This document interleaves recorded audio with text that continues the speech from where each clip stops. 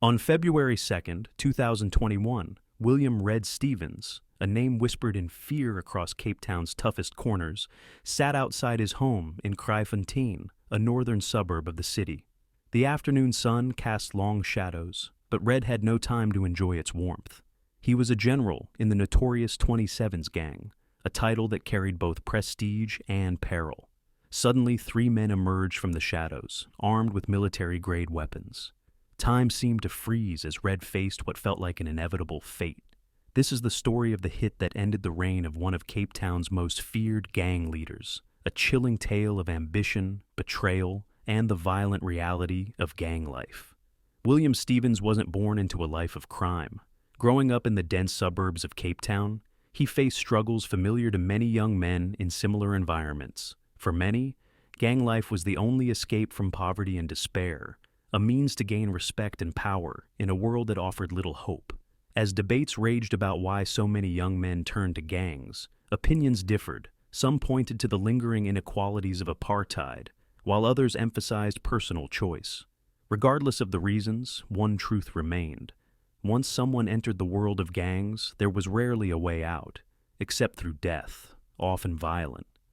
Red's journey into gang life began not on the streets but behind prison walls. As a teenager, he found himself incarcerated in South Africa's brutal prison system, where the infamous numbers gangs, the 26s, 27s, and 28s, held absolute control. Initially, Red joined the 26s, but it soon became clear he was no ordinary recruit. His peers noted his fierce nature and unquenchable thirst for violence. His actions earned him the nickname Red, a name that became synonymous with fear and respect.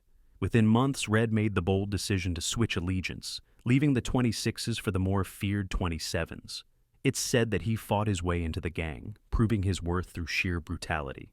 Once accepted, he quickly climbed the ranks, earning the title of general. The 27s had a unique role within the numbers hierarchy. They were enforcers, maintaining order and discipline.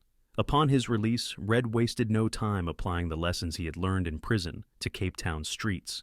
Red saw the potential for the 27s to operate like mercenaries, selling protection services to other gangs. But his ambition clashed with tradition. The 27s weren't supposed to earn money outside prison walls. Ignoring this code, Red transformed the 27s into an independent gang, selling their services to the highest bidder. This defiance of tradition created enemies, both within and outside the gang. As Red's reputation grew, so did the dangers surrounding him. The story of William "Red" Stevens takes a turn into deeper shadows as we examine the rules he broke and the enemies he made. The underworld thrives on codes, and when those codes are shattered, chaos is inevitable. Red's growing reputation as the go-to man for high-stakes jobs came with its share of danger. In Cape Town's posh corridors, a new player emerged, Mark Liman. A kingpin with aspirations to dominate the property and investment sectors, Liman found himself at odds with Brian Weinstein, also known as the Steroid King. Weinstein wasn't just another name. He was a titan in the steroid trade, importing raw materials from Turkey, Greece, and China, raking in monthly profits of 600,000 rand. But their clash wasn't solely about money. It was about control. Both men sought to launder their dirty cash through property investments, escalating their rivalry. With tensions mounting, Liman decided it was time to strike, and he turned to Red to carry out his plan. Late one afternoon, Liman made the fateful call. As Red showered, his business ringtone echoed. Answering swiftly, he listened as Liman mentioned a name and an offer, a six-figure bounty. Red, the undisputed king of assassins, now had a target, Brian Weinstein. Unbeknownst to Red, Weinstein's most dangerous enemy was someone much closer, his own bodyguard. Paid 10,000 rand monthly to protect Weinstein, this man had grown dissatisfied. Hungry for power, he saw an opportunity to claim the steroid empire for himself. Whispers reached Liman about the bodyguard's discontent. Seizing the chance, he initiated secret negotiations, promising the bodyguard a larger share of the spoils if he betrayed his boss. With trust shattered and greed driving the plot, Red began assembling a team for the job. Red's lethal network included Cheslin Adams and Fabian Cupido, trusted hitmen with reputations for ruthless efficiency. In a discreet meeting, the details were laid out. The bodyguard would unlock the back door, disable the alarms, and ensure Weinstein was caught unprepared. Adams and Cupido would execute the hit swiftly and vanish before authorities could react. The stakes were monumental. This wasn't just another job. It was a high-risk operation with massive implications. On August 17, 2017, the plan went into motion. Adams and Cupido approached Weinstein's luxurious home in Constantia, armed with precise instructions.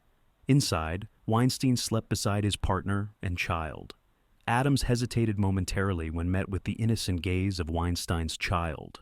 But hesitation didn't last. 5 shots echoed through the night, leaving Weinstein dead. Outside, Cupido waited anxiously in the getaway car, uncertain if the plan had gone as expected. When Adams emerged, he was visibly shaken but composed. News of Weinstein's murder spread rapidly through Cape Town's underworld, igniting whispers and speculation. Confident the plan had succeeded, Liman paid Red the promised 250,000 rand. For a time, it seemed foolproof. However, the assassination of such a prominent figure drew the full attention of the South African anti-gang unit. Investigators soon caught a break when one of the hitmen, overwhelmed and isolated, turned state witness in exchange for protection. His betrayal unraveled the conspiracy, leading to Liman's arrest and, surprisingly, Red's as well. Though Red managed to secure bail, his once unassailable reputation took a hit.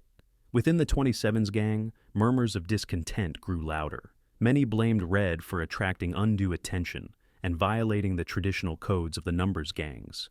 His hunger for power had made him a target both inside and outside the gang.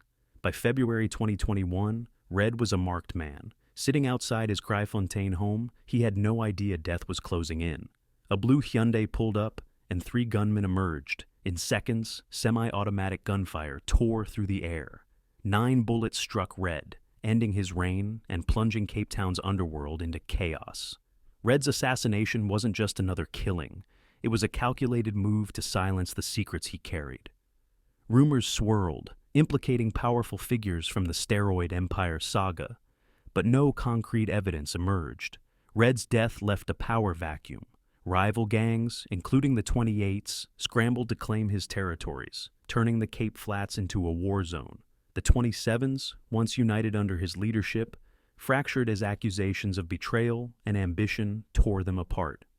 Red's story is a grim reminder of the cycle of violence that defines gang life. For all his power and influence, he ultimately fell victim to the same ruthless world he once ruled. Red's funeral was a spectacle, attended by hundreds, from gang members to curious onlookers. Tributes elevated him to near mythical status, but his life serves as a stark warning. In the end, loyalty, secrecy, and power in the underworld are fleeting, and the cost is always paid in blood. Thank you for watching. Give this video a thumbs up. Drop your thoughts in the comment section and subscribe to this channel. See you in our next video.